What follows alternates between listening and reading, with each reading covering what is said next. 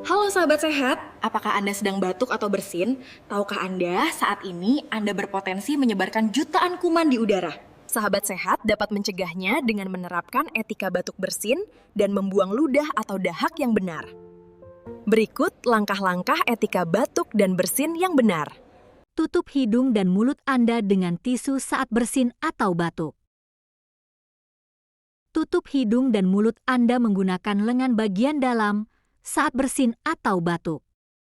Gunakan masker yang menutup hidung dan mulut saat Anda batuk atau bersin. Buanglah tisu setelah digunakan ke tempat sampah yang tertutup. Cuci tangan Anda segera dengan air mengalir dan sabun.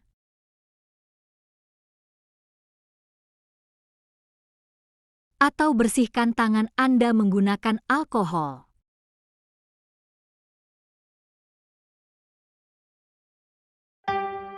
Demikianlah langkah-langkah etika batuk dan bersin yang benar. Sahabat sehat dapat mempraktekannya di mana saja. Semoga bermanfaat.